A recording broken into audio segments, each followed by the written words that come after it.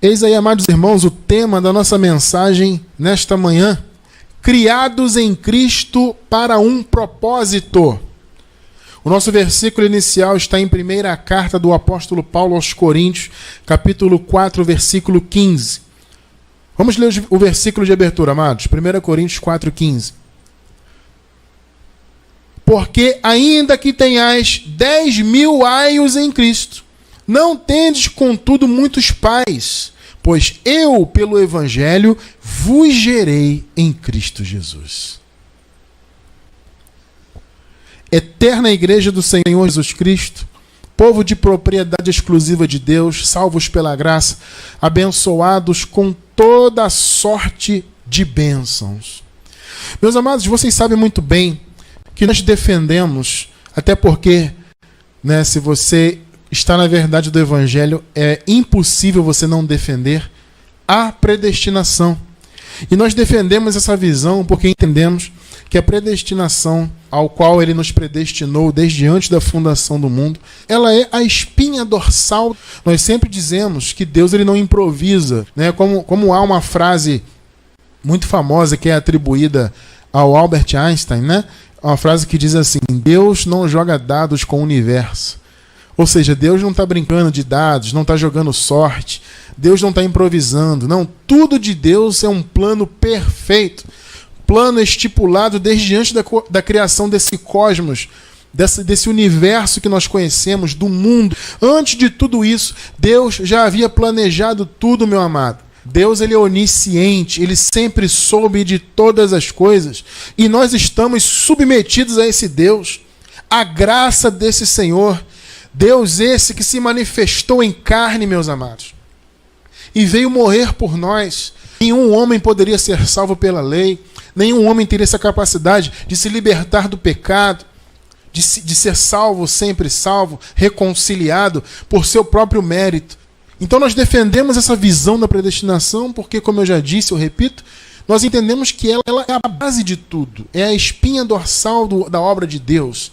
Tanto que ela está muito clara na Bíblia, as pessoas negam, dizem que não, retiram versículos do contexto. As pessoas fazem um carnaval terrível para negar a predestinação, amados. Eles fazem uns malabarismos teológicos terríveis, E fica tentando ir sambando para cá, sambando para lá, tentando negar o inegável.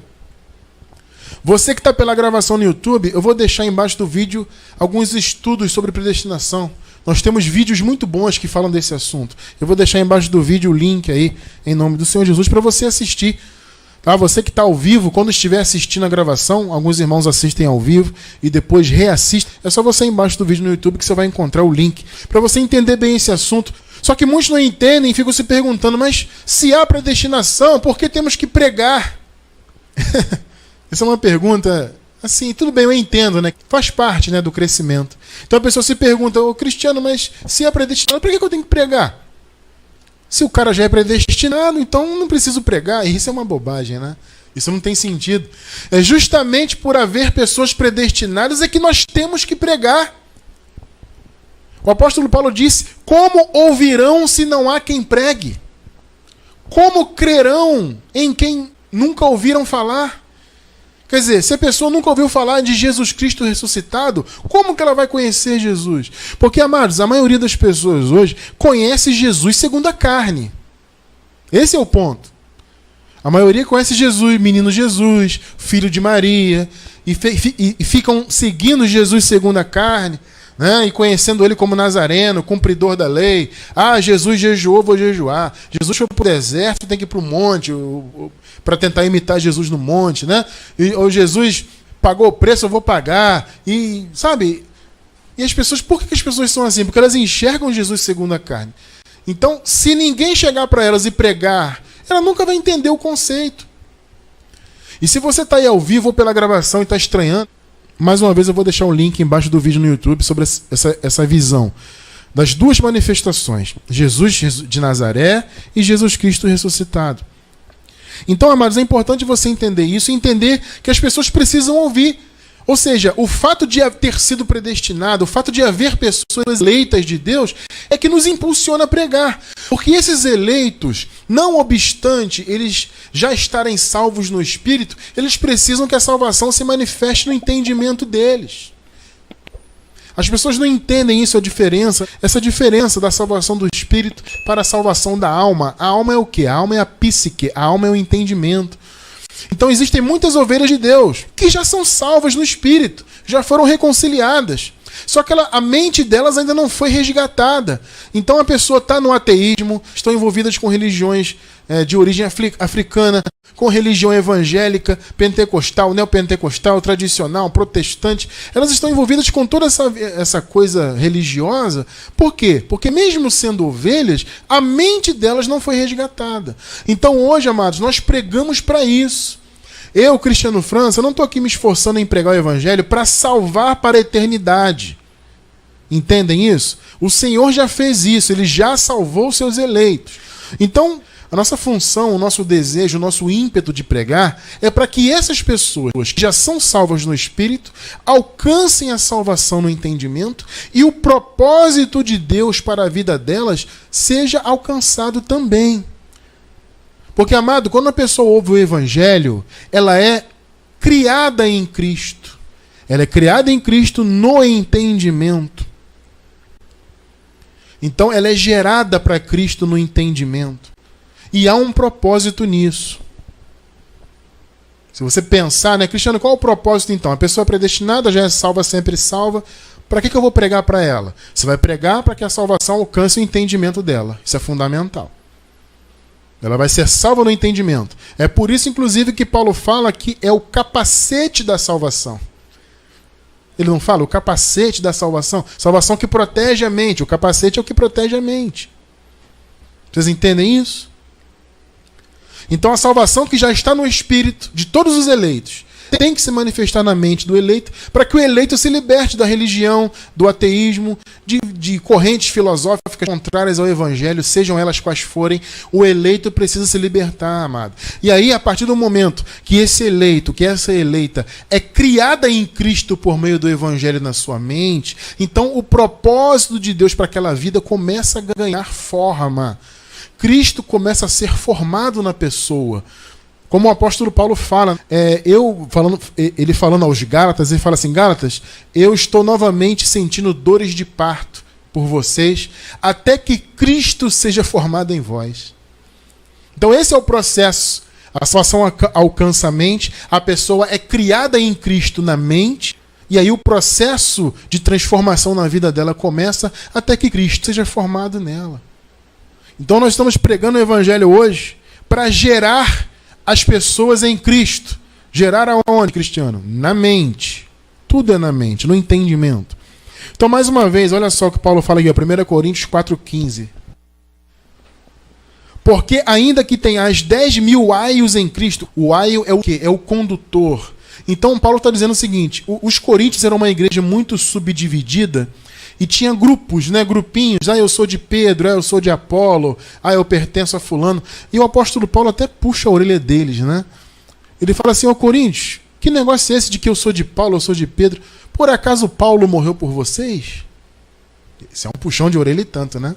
Por acaso Paulo morreu por vocês? Vocês não pertencem a Paulo nem a Pedro, vocês pertencem a Cristo. Então havia muito essa coisa: eu sou do líder fulano, eu sou do líder ciclano. Havia esses grupinhos, né? Então Paulo fala assim: olha, Coríntios, vocês podem ter hoje muitos líderes aí, muitos grupos, cada um diz que é de um. Vós não tendes, contudo, muitos pais. Porque eu, Paulo, olha o que ele está falando: pelo evangelho vos gerei em Cristo Jesus. Então Paulo está dizendo, o que Paulo está dizendo? Olha, vocês podem ter muitos líderes aí, tem muita gente aí batendo no peito dizendo que é líder de vocês, mas vocês têm um pai. Olha que ousadia, né? Paulo disse que era pai deles. Tremendo isso, né? Mas como assim, Cristiano? Paulo ser pai? Amado, entenda, isso é uma força de expressão. Porque nós sabemos, nosso pai é Deus, é o Senhor Jesus Cristo. Entende? Pai dos nossos espíritos. Mas quando Paulo fala que é pai deles, é um sentido figurado, é uma força de expressão para dizer o seguinte: gente, eu preguei o evangelho para vocês. Vocês hoje conhecem o evangelho porque eu preguei para vocês. E existem muitos grupinhos, eu sou de fulano, eu sou de cicrano, etc. Mas quem gerou vocês para o evangelho fui eu. É isso que Paulo está falando nesse versículo aqui. Então vocês podem ter 10 mil aios, mas vocês não têm, contudo, muitos pais, porque eu vos gerei pelo evangelho. Então, amado, quando nós pregamos o evangelho, a pessoa que está aí hoje assistindo, você que recebeu a palavra da graça, amado, através do nosso trabalho, pela misericórdia de Deus, eu não falo isso para me engrandecer de maneira nenhuma. Repito, eu não falo isso para me engrandecer de maneira nenhuma. Mas se você recebeu o evangelho através do meu trabalho em Cristo, amado, sem fermento, sem mistura, graças a Deus, você que tem recebido isso, através do evangelho que nós pregamos, vocês foram gerados em Cristo Jesus. Isso é para louvar a Deus, não ao homem. Deus seja louvado sempre. Entendem? Vocês foram gerados em Cristo Jesus. Eu louvo a Deus pela vida de vocês por isso. Gerados na mente, formados na mente pelo evangelho. O apóstolo Paulo fala disso, por exemplo, quando ele escreve a Filemon, né? Paulo fala de Onésimo assim: eu gerei nas minhas prisões. Onésimo é meu filho. Mas em que sentido? É no sentido figurado. É no sentido de que eu gerei Onésimo por meio do evangelho. Eu preguei o evangelho para Onésimo e gerei ele em Cristo Jesus. Então a sua mente ainda estava presa a filosofias, como eu falei, a enganos, a ateísmo, a religiões em geral. Mas aí quando a pessoa ouve o evangelho, sendo ovelha, ela é gerada em Cristo Jesus. Então, amado, esse é o propósito. O tema de hoje é esse: criados em Cristo para um propósito. Então, qual é o propósito de pregar para pessoas que já são salvas? Esse é o ponto que muitos perguntam. Cristiano, se já é predestinado, se já foi salvo na cruz, no que tange a eternidade, para que pregar? Ora, amado, pregar para gerar as pessoas em Cristo no entendimento. Para que Cristo seja formado na pessoa. Então a pessoa é salva, sempre salva no Espírito? Se for ovelha, sim. Mas é importante que Cristo seja formado nela. É importante que a pessoa seja gerada em Cristo Jesus. Vocês entendem a questão? Porque aí Cristo vai ser formado nela, e essa pessoa vai passar por um processo de transformação e vai ser uma pessoa cada vez melhor, vai melhorar como ser humano, e é isso que o mundo está precisando. De boas pessoas, de pessoas iluminadas, com entendimento iluminado, pessoas de bom coração, pessoas de boa índole. Amado, como que o mundo precisa? Vocês veem no Brasil, por exemplo, na questão da política, como que a política está aí precisando de pessoas iluminadas? É difícil, né? Então é importante, amado, o evangelho ser pregado para que Cristo seja gerado, as pessoas sejam geradas em Cristo. Isso em relação ao entendimento, tá? E aí, a partir do momento que ela é gerada em Cristo, Cristo começa a ser formado nela. E essa pessoa começa a ter uma transformação, se tornar uma pessoa cada vez melhor para melhorar o mundo. Isso é importantíssimo, é fundamental. Então a nossa luta aqui em pregar é porque há esse propósito. Não é pregar para salvar para a eternidade. Isso Jesus já fez. É pregar para salvar o entendimento. Para que a mente das ovelhas alcance a verdade, para que elas sejam geradas em Cristo Jesus, e a partir desse momento, Cristo seja formado nela e ela passe a ser luz para esse mundo. Olha, amados, graças a Deus, nós não estamos mais em Adão. Nós estamos em Cristo. Antes da cruz, o povo de Deus estava em Adão. Agora nós estamos em Cristo, depois da cruz, depois da ressurreição do Senhor, depois do juízo que aconteceu no ano 70 sobre Israel, agora estamos plenamente em Cristo. Esse é o ponto. Adão é carne, Cristo é espírito. Nós não estamos mais em Adão, mas nós ainda somos gerados. Então essa carne aqui nossa é Adão. Então eu tenho um pai e tenho uma mãe que me geraram segundo a carne. Só que espiritualmente, amados, através da palavra, nós somos gerados em Cristo. Entendem? Então, o meu pai e minha mãe se uniram, se casaram e me tiveram como filho. Eu fui gerado, entre aspas, tá? Em Adão, ou seja, carnalmente. Só que quando o Evangelho da Graça chegou no meu entendimento foi transformado. E há, então, um propósito profundo nisso. O Evangelho chegou para nós com um propósito profundo. Porque somos feitura sua. Olha aí, ó. Criados em Cristo Jesus. Para quê? Para as boas obras. Olha aí, ó. Está entendendo o propósito de ser criado em Cristo? Mais uma vez, para reforçar o conceito, criados em Cristo no entendimento. Quando a pessoa ouve o evangelho alcança o entendimento da ovelha, a ovelha dá ouvidos à voz do Senhor, então Cristo é criado nela, na mente, no entendimento. E aí Cristo começa a ser formado na pessoa. Porque somos feitura sua, de Deus, né? Criados em Cristo, qual o propósito? Para as boas obras, tá vendo?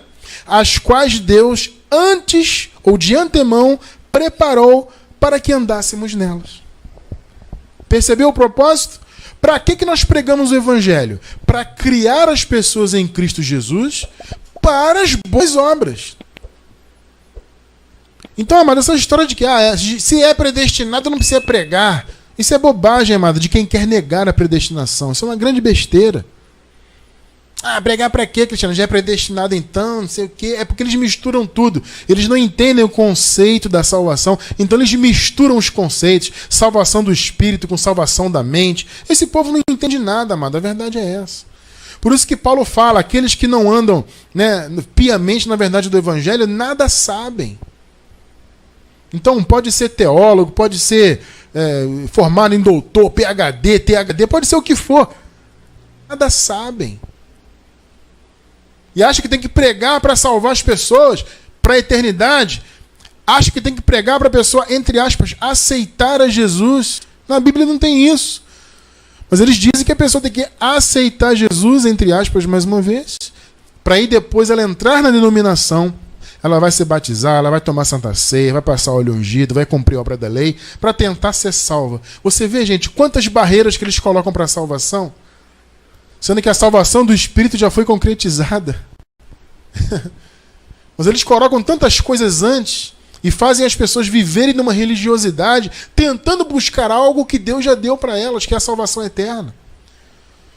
Então eu não prego, repito, eu não prego para salvar ninguém para a eternidade. Eu prego para que Cristo seja formado, gerado na pessoa. Ou seja, para que a pessoa seja gerada em Cristo e Cristo seja formado nela. Com que propósito? Como nós acabamos de ler. Somos feitura sua, criados em Cristo Jesus para as boas obras. É o que o mundo precisa, de pessoas com boas obras. Para melhorar o mundo, para transformar o mundo, para trazer mais amor para o mundo. Então, amado, Deus purificou o seu povo quanto ao pecado e tem purificado quanto ao entendimento. Tem limpado cada vez mais o nosso entendimento por meio da graça. Por que Deus faz isso? Para gerar um povo zeloso de boas obras. Esse é o propósito. Vamos ler aqui? Ensinando-nos para que, renunciando à impiedade, ou seja, as obras más, as obras da carne e as paixões mundanas, vivamos no presente mundo sóbria, justa e piamente. Olha o que Paulo está dizendo. Nós recebemos o ensinamento para isso, meus amados. Para renunciarmos às obras da impiedade, às paixões mundanas, que são obras da carne, né? Então, nós somos ensinados por meio do Evangelho para renunciar à carne e vivermos no mundo presente de maneira sóbria e justa e piamente. Esse é o chamado do povo de Deus. O Senhor gerou o seu povo para isso. As pessoas, amados, às vezes confundem e pegam a palavra da graça e usam para praticar o mal. Porque já sou salvo, então não vou perder a salvação. Então vou viver, vou fazer, vou acontecer, vou pintar e bordar. E a visão não é essa. Eu entendo que a verdadeira ovelha, ela não vai usar o evangelho para isso. A carne tem defeitos, ela quer errar, etc, etc. Tá? A carne é assim, ela não se converte e cabe a nós controlarmos a carne e tentarmos vencê-la a cada dia. Mas o fato é que a carne não se converte. Mas o seu chamado não é deixar a carne à vontade. Ao contrário, como você acabou de ler, é renunciar. É através da palavra, através da revelação que isso acontece. Quando Cristo é gerado, quando nós somos gerados em Cristo, pelo Evangelho, e aí Cristo começa a ser formado em nós. Para as boas obras, é para isso. Não é para usar a graça para andar errado. Versículo 13. Aguardando a bem-aventurança, aguardando a bem-aventurada esperança e o aparecimento da glória do nosso grande Deus e Senhor e Salvador Jesus Cristo. que se deu a si mesmo por nós, para gemir de toda iniquidade. Graças a Deus. Amado, você foi remido de toda iniquidade. Você foi remido de todo mal. Você está livre do pecado. E é justamente por isso que você tem que viver de maneira sóbria, justa. Porque o Senhor, você foi gerado em Cristo Jesus pelo Evangelho da Graça. Para quê? Para as boas obras que Deus preparou de antemão. Você acabou de ler comigo, Efésios 2:10. Você foi gerado para as boas obras. Agora, veja bem, não é praticar boas obras para ser salvo. É o contrário. Você pratica porque já foi salvo. A partir do momento que você foi gerado no entendimento, você foi gerado em Cristo, Cristo passa a ser formado em você para você ter boas obras, para melhorarmos esse mundo, para sermos a diferença que o mundo precisa. Que se deu a si mesmo por nós, para nos remir de toda iniquidade e purificar para si um povo todo seu, zeloso de boas obras. Entendeu, amado? Você que está em graça, você que está novo agora, amado, não confunda a graça, amado, com libertinagem. Porque existe aquela pessoa está presa no sistema religioso, né, Ju? Ela se sente muito presa, muito presa. Quando ela ouve sobre a liberdade, ela ganha aquela carta de alforria, né, vamos dizer assim. E então, agora eu vou fazer, vai acontecer, porque na lei eu ficava preso lá. Não, mas tudo bem, você está livre do legalismo, glória a Deus. Você não tem que cumprir mandamentos de homem? Claro que não, louvado seja Deus. Mas esse entendimento da graça na tua vida é para você crescer e para que você tenha boas obras.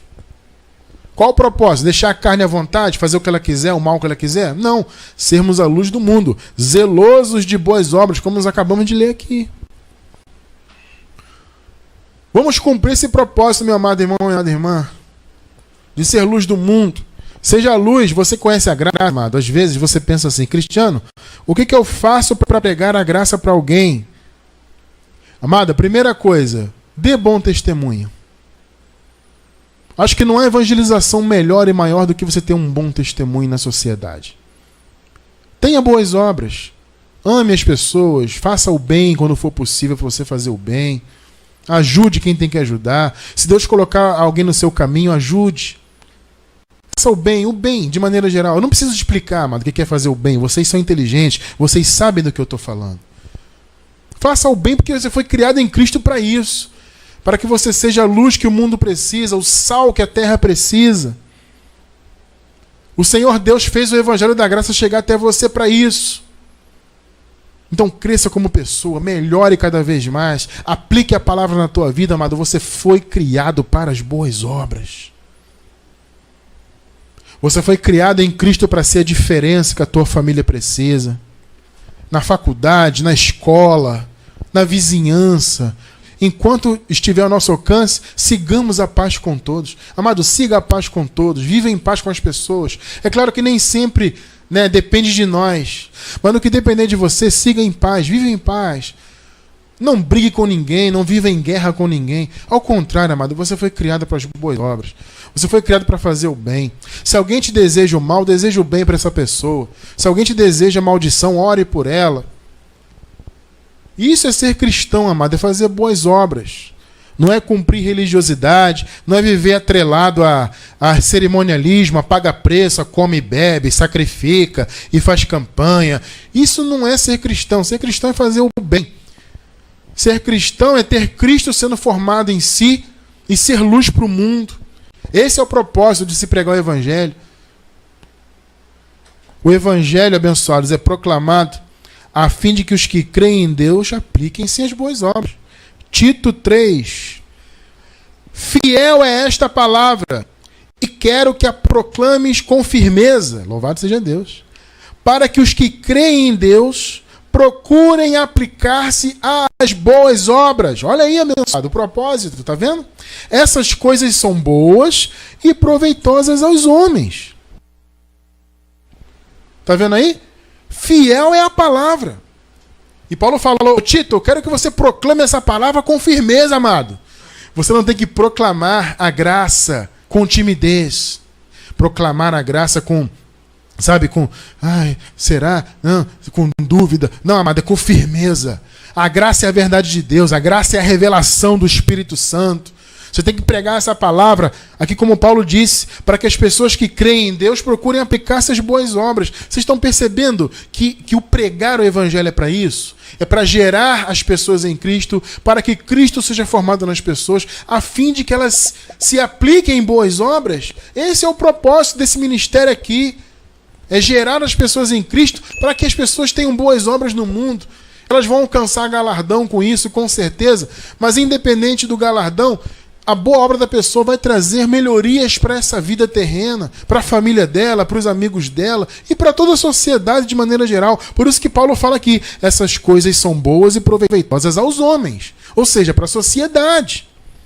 Então nós temos que proclamar com firmeza para que os que creem em Deus se apliquem às boas obras. 14. Aprendam a aplicar-se às boas obras para suprir as coisas necessárias a fim de que não sejam infrutuosos. Quem são os nossos? São as pessoas que estão envolvidas com a obra de Deus. São vocês que estão aqui, sou eu, é minha esposa, todos nós. Nós não podemos ser infrutuosos, queridos. Temos que dar frutos. Então a graça, entenda, chegou na tua vida, na tua mente, para você dar fruto para Deus, para o reino. Veja, não é para você ser salvo pela eternidade. Você já é salvo antes do Evangelho chegar na tua vida. Você já era salvo no Espírito, você que é ovelha. Mas o Evangelho chegou até você para que Cristo seja formado em você e as boas obras se manifestem na sua vida. Por isso que Paulo fala, isso é bom para os homens, é proveitoso aos homens, ou seja, a sociedade, a amada sociedade aí do mundo, o mundo precisa das boas obras daqueles verdadeiros filhos de Deus. Não de religiosos, não de hipócritas. Amado, o evangelho, o falso evangelho que é pregado no meio do sistema aí, a fermentação que eles fazem, a mistura de lei e de graça que é feita aí fora, isso não forma Cristo em ninguém. Isso não gera boas obras em ninguém, pelo contrário. Então, amados, as boas obras são importantes, repito, para angariarmos o nosso galardão que Deus prometeu a todos. Né, o galardão é pelas obras, né, diferente da salvação que foi pela graça, o galardão é pelas obras. Então a obra que você faz, essas boas obras preparadas por Deus de antemão, quando você as pratica, você está angariando galardão para a tua vida. Quando você evangeliza, quando você fala da graça, quando você ora por alguém, quando você faz o bem de maneira geral, isso é obra de Deus. As boas obras, amados, servem como bom testemunho da nossa fé. Além de tudo isso, além das boas obras trazerem benefícios para a sociedade, para o mundo que nos cerca, as boas obras também servem como exemplo para as pessoas, para que as pessoas enxerguem Jesus em nossas vidas, para que Deus seja glorificado. Tito 2, versículo 7. Em tudo te dá por exemplo de boas obras. Na doutrina mostra integridade, sobriedade. Olha aí, ó. As boas obras são exemplos. Então a pessoa vê alguém que crê em Jesus, que defende a graça, olha para a vida daquela pessoa e vê boas obras. Vê uma pessoa do bem, uma pessoa que ama, uma pessoa que respeita o próximo, que vive, procura pelo menos, né, se esforçar para viver em paz com os vizinhos, com todos, que ajuda as pessoas. A pessoa olha para aquilo e Deus é glorificado por meio disso. Então, amados, somos nós que vamos mudar o mundo. Nós estamos ainda começando, né, a plantar a sementinha da graça. Estamos nos primeiros passos ainda. A graça vai chegar nas ovelhas, amados. O mundo precisa disso, de transformação, de luz, de sal. Quando você coloca o sal na medida certa, na comida, ele traz o sabor à tona. O mundo precisa dessas boas obras. Mateus 5,13. Vamos lá no texto histórico de Mateus. Olha só o que Jesus falou. Vós sois o sal da terra. Amado, Jesus falou isso aqui para os judeus. Sim, mas isso aqui é um tipo de ensinamento que vale até hoje. Tudo bem, houve ensinamentos que Jesus de Nazaré deu aos judeus que ficaram lá antes da cruz, que eram ensinamentos voltados para a lei, porque Jesus estava debaixo da lei. Mas existem ensinamentos que transcendem a cruz, que são eternos. E esse ensinamento aqui é um deles. Vós sois o sal da terra. Mas se o sal se tornar insípido, com que há de restaurar-lhe o sabor? Para nada mais presta, senão para ser lançado fora e ser pisado pelos homens. Percebeu aí o problema? Infelizmente a igreja hoje está como sal insípido. Não tem tempero. Religião não tempera o mundo, amado. As religiões, abençoados, vejam bem, elas podem ter até alguns pontos positivos. É claro que sim. Porque as religiões, de maneira geral, elas trazem até uma certa disciplina para as pessoas. Isso a gente não pode negar. No entanto, não há transformação real de vida. Porque não é um evangelho genuíno. Tá? Quando se mistura Jesus com religiosidade, com obras da lei, né? Com todo esse pensamento do antigo pacto, que está em pecado, que vai perder a salvação, porque o diabo, porque Satanás, porque isso, porque aquilo. Quando se mistura, faz essa salada horrível que eles fazem aí fora, isso não transforma ninguém. Então a religião ela pode até trazer uma certa disciplina para as pessoas, mas não há transformação real de vida. Então as pessoas continuam como um sal sem sabor, sal insípido. Eu louvo a Deus, amados, que a graça trouxe sal e hoje nós podemos temperar o mundo. Ainda é pouco? São muito poucas pessoas em graça ainda. Ainda é pouco. Mas eu falei, é o início, amado. Tudo tem um início.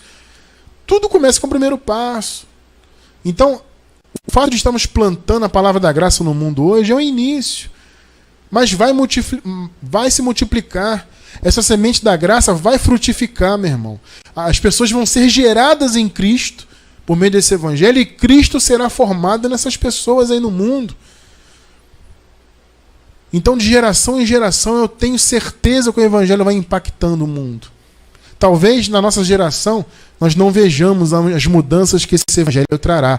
Mas, repito, nós estamos plantando as sementes. Estamos trabalhando arduamente. E assim, Cristo será formado nelas e o mundo vai se tornar cada vez melhor. Pense, amado, na importância desse trabalho que nós fazemos. Pense nisso. Nós pregamos para isso.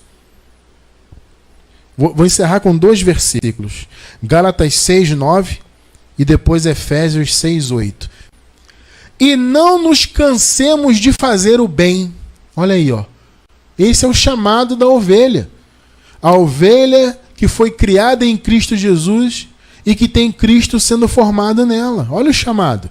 Não nos cansemos de fazer o bem, pois no tempo próprio colheremos. Olha aí, meu amado. Amado, não podemos desanimar de fazer o bem. Nós vamos colher. O bem que você faz é uma semente que você planta. Está escrito, amado. Receba essa palavra na tua vida. Receba. Deus é contigo. Deus está te levando a fazer boas obras. O Senhor Jesus está sendo formado em você. A graça não chegou até a sua vida à toa. A graça chegou até a sua vida para transformar a sua vida, para que você seja o sal da terra e a luz que o mundo precisa.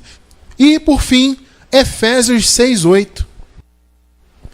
Sabendo que cada um, seja escravo, seja livre, receberá do Senhor todo bem que fizer. Ó! Então, sabendo que cada um receberá do Senhor todo bem que fizer. Amado, veja bem, não é promessa do Cristiano França. É promessa de Deus. Entenda isso. É promessa de Deus. Todo bem você vai receber do Senhor como colheita. Então não se canse de fazer o bem, pois no tempo próprio colheremos. Você colherá, né? Em nome de Jesus.